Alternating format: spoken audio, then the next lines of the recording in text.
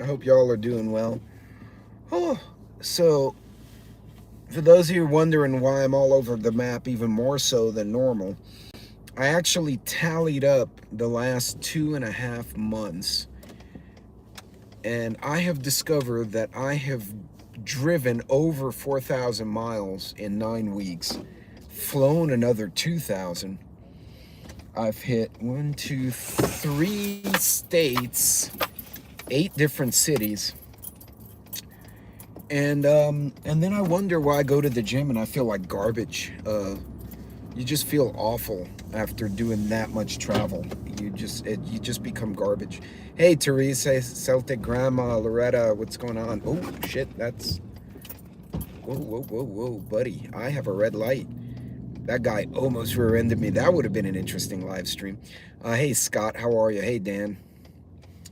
So I now have a fifth dog in the house, which has been amusing. So my son and his wife and my granddaughter stayed with us for a few weeks. They're now in their new digs, but the temporary housing couldn't bring a dog. So I have their dog, and you'll see a video of him later on. His name is Toby. Toby is a wiener beagle mix. Hey, big chap. And he's super shy, which is not a good attribute in my pack. So the first morning here, we got up 7 in the morning on a Sunday. Everyone goes out the door, and he immediately got trampled by Bentley and Peppermint. Like they just ran his little butt over.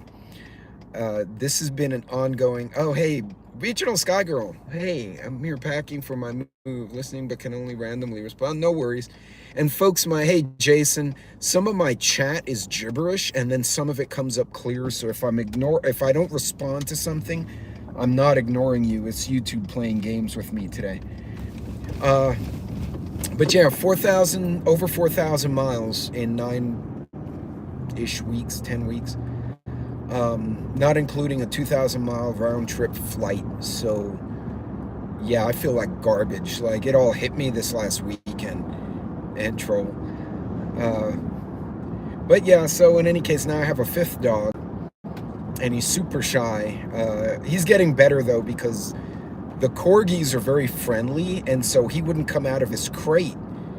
So the corgis went into his crate with him and started play fighting with each other on top of poor Toby, and Toby ran out in a panic. And then of course all the corgis went and chased him around the yard. So, but he's learning, he's wagging his tail now, at least he's making friends, so I guess that's a good thing. So it'll be kind of comical having an extra dog in the pack today, or for this next couple of weeks. So folks, it looks like Mr. DeSantis no longer in the race. And now it's down to Nikki Haley and Trump. I like Nikki. I definitely think she'd be better than what we have now. I don't know, better than Trump, I don't know. I really like DeSantis, but I guess he bowed out, which was actually, I think that was a smart play for him. Instead of dragging the fight on, he looked at his numbers. DeSantis isn't stupid, right? He looked at his numbers and said, hey, we're not where we need to be. Let's bow out now. Let's get our support to someone else. At the end of the day, I don't care if RFK wins, okay? It's not a Democrat-Republican thing. I just don't want who's there now to stay there. Honestly, if RFK grabbed Tulsi and they won, that would be way better than what we're dealing with now. Yeah, I'm not sold on Nikki. I think she'd make a great Secretary of State. She could definitely play that role. It's not that she's dumb.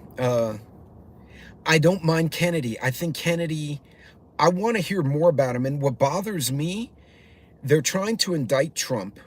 They've absolutely kicked RFK out. Like, they won't even let him. I wouldn't even grab Tulsi by her ponytail. Joe, hey Joe. They wouldn't even They wouldn't even let this guy go and debate the incumbent president. To me, that tells me a lot about who's in power right now. When they're not only censoring the opposition, which would be Trump and DeSantis, but they're crushing anyone in their own party who's not aligned. It's why Tulsi left. It's why RFK is running separately. But you won't see them on the ballots. And that tells us a lot. Hey, Daryl. And like I said, folks, my chat is gibberish again. So if I'm missing every other statement, I'm not ignoring anyone. It's all like overlapping letters. So we'll see where this goes. I think DeSantis made a smart play. His numbers didn't match up. And he said, before I spend a bunch more money, I'm out. Because he can either redirect that for re-election in Florida, or he can use it if, say, Trump picks him as a VP, and he can jump in.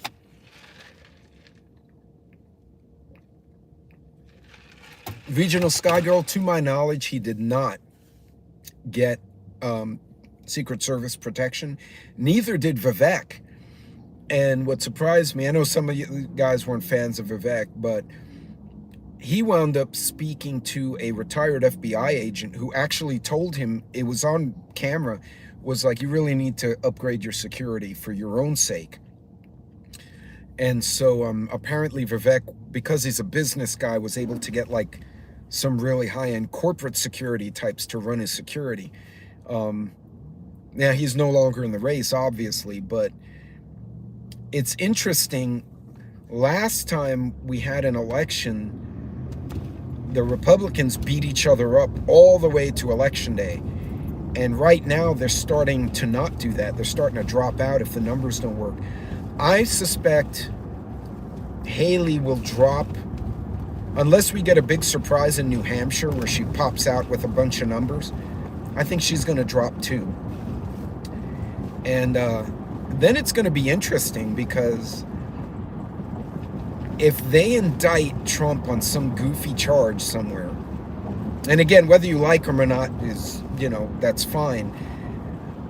They indict Trump and then they crushed RFK. That's going to look like a dictatorship.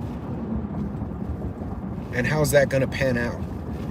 So right now, I think Ohio, Montana, Florida, and now I'm hearing Louisiana and Oklahoma are all sending National Guard elements to Texas to help us out.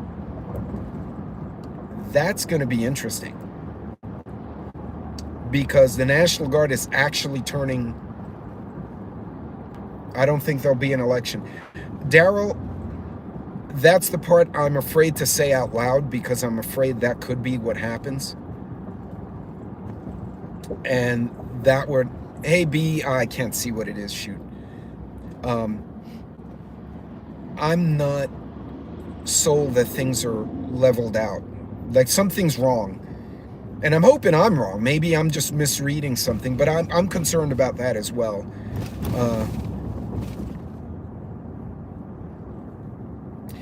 So what do we do? What do we take away from this? I love geopolitics, so to me this is fascinating. I agree, Jason. If there's no election, you're going to legitimately see states say, and again, they won't be seceding if they feel the government has collapsed. Do you understand what I'm saying? I may not be explaining it well. And this, I'm going back to my constitutional law class from like many, many years ago. If they feel the U.S. government is no longer a legal entity, especially if the elections are canceled, which would be the first time it's ever happened. Even during the Civil War and World War II, there was still some semblance of an election. If they shit-can the elections, you may legitimately see entire states say, we don't recognize what just happened. And that would be very interesting. Yeah, and again, all of this is pure hypothesis, but so what does that mean for us, right? Because we can We can talk all they want. We can. Hey, True American Loretta, how are you? Sorry, I didn't see you there earlier. Um, we can speak all we want about things like, the politics and Israel and Ukraine and Hamas and all this shit. How does it affect us? What are we? What are we as the people, and specifically the preparedness people, do in light of what we're seeing?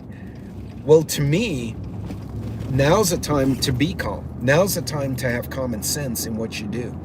So if you need that new vehicle, shop your rate. Try to get the best vehicle you can. If you don't absolutely need it, fix what you got.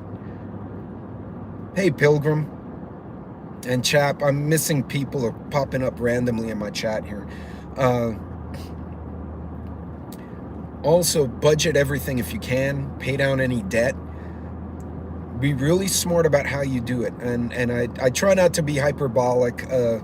Prepper Now and I actually have had a conversation about, that everything is death and skulls and, the chupacabra is going to get you. And, if you drink enough tequila in Texas, you'll see the chupacabra. It may not actually be there, but you'll see it. But now's the time to start shortening your supply chain, right? Go to those farmers markets. Go to, and that's the other thing, Loretta, is nobody can afford anything anymore. Go to the farmers market. Go to the local meat market, the butcher shops. Texas is cool because all the private meat markets here all source from Texas, Oklahoma, and Louisiana. And our produce, if it doesn't come from those states, comes from Mexico, which is cost effective for Texas, right? So, and it's good for Mexico because it's a legitimate business, which discourages illegitimate stuff. Learn how much, too much to kill you, become the chupacabra. This is true. Learn how your local supply chain works, folks. Shorten those lines. So if you can get honey, meat, veggies in your backyard, is great. But if you can't, get it from the farmers market. Support the local people. And you're going to support your local economy. So if the bigger economy takes a hit, because if they cancel an election, the stock market will collapse for a while anyway. That would be a great time to be able to go, you know what?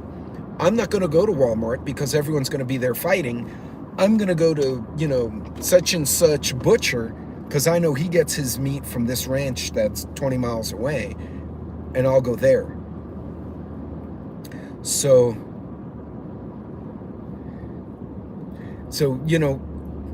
hey, Canadian, keep those things in mind. Try to use common sense all year.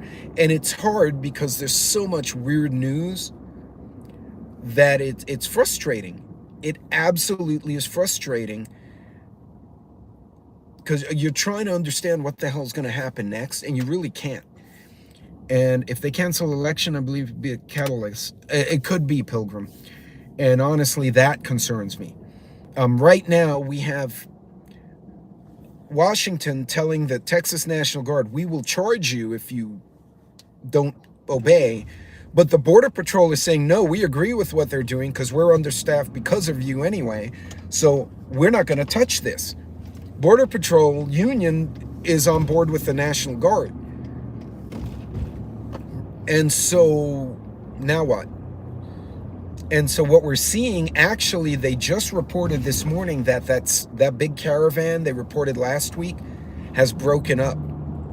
It broke up before it made it to Texas, which means it may be going to Arizona. I don't know. Arizona's got their National Guard going down now. New Mexico's pondering the same. The New Mexico governor's an idiot, though. But this is